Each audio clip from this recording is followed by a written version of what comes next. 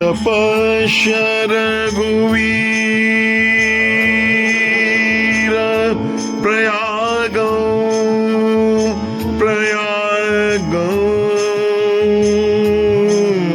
प्रयागौ।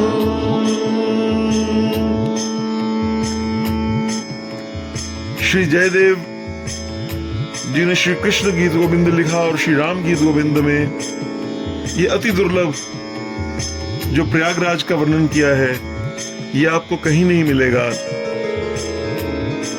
क्योंकि ये हजारों वर्ष पुरानी से गाया हुआ है। प्राचीन दक्षिण के मंदिरों में अभी भी गाया जाता है। और महान संत हुए रघुनाथाचार्य जी, उन्होंने इनको अप्सराओं से सुना था गाते हुए। ऐसा जो दिव्य स्तोत्र है ये, जिसमें प्रयागराज की बहुत मनोहर झांकी, उसको सुनिए और साथ में गाइए। पश्य पश्य रघुवीर प्रयागौ मज्जद अखिल मुनि गणमति रागम सीतया सहित ससंततमेतम्।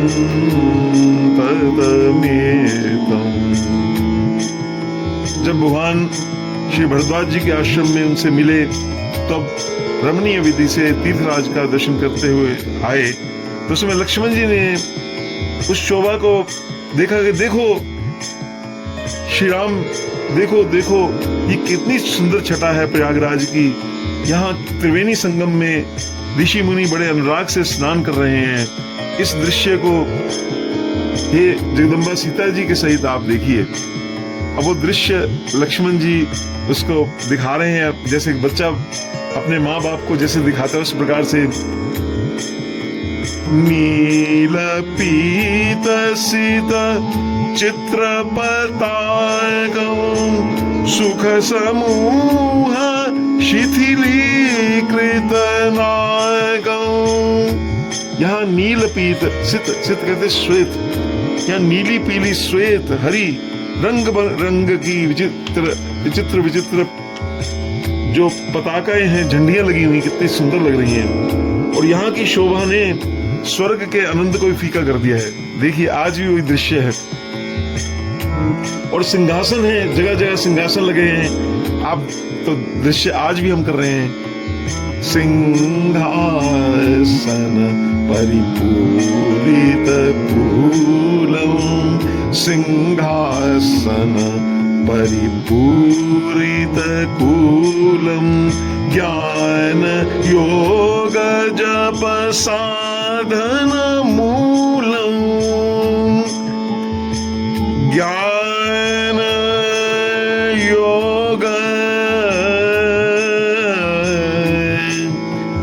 जप साधन मूलम।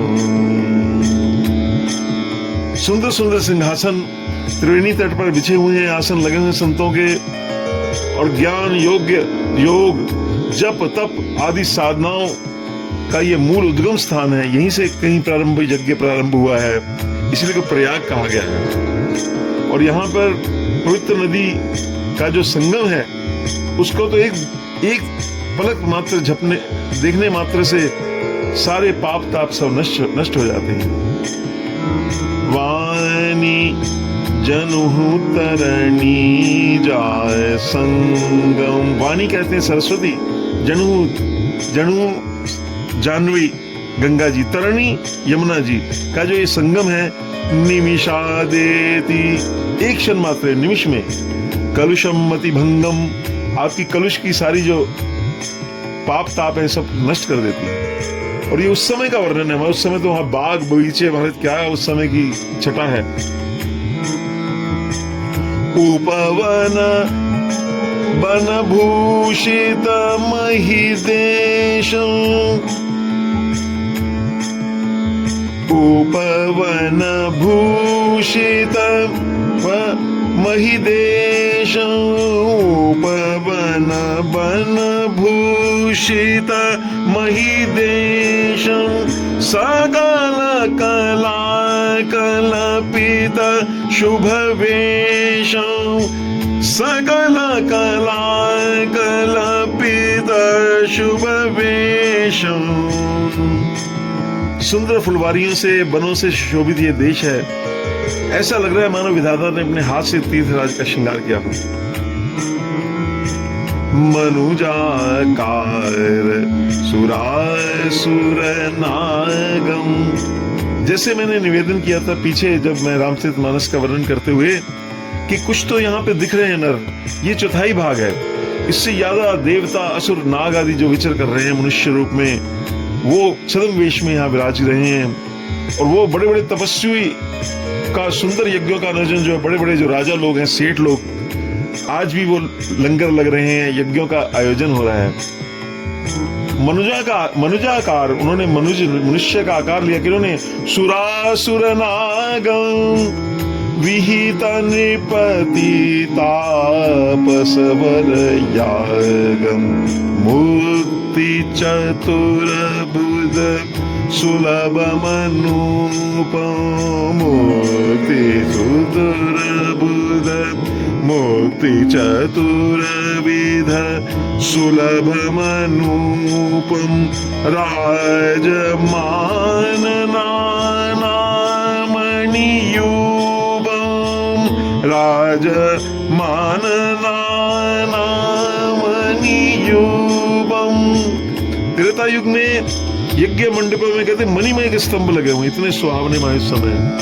और चारों पदार्थ चतुर्विध मुक्ति आदि ये सब जो हैं, सब चार ही पदार्थ भरा भंडारू, ये सहज प्राप्त हो जाते हैं। और चार प्रकार की मुक्ति है, सारूप्य, सालोक्य, सायुज्य, सामीप्य, ये भी सब भक्तों को मिल जाती है। ऐसा श्री जयदेव जी कहते हैं, ये जो गीत है, ये जो श्री राम के चरण में जो आश्रित है भक्तजन जो आप सुन रहे हैं, वो सबको ये सुख प्रदान करे। श्री जयदेव भनितमति गीतम गीतम गीतम सुखयतु राम चरणमुपनीतम सुखयतु राम चरणमुपनीतम। पश्य पश्य रघुवीर प्रयागं पश्य पश्य रघुवीर प्रयागं प्रयागं।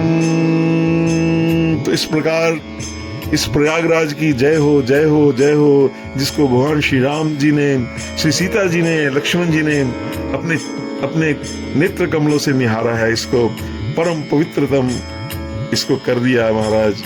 तीर्थानी कुर्वन्ति तीर्थानी, ऐसे दिव्य प्रयागराज में यहाँ घर बैठे हुए, वहां पहुंचे हुए सब संतों को, सब भक्तजनों को, सब हमारे परिजनों को, सब के चरणों में कोटि कोटि प्रणाम।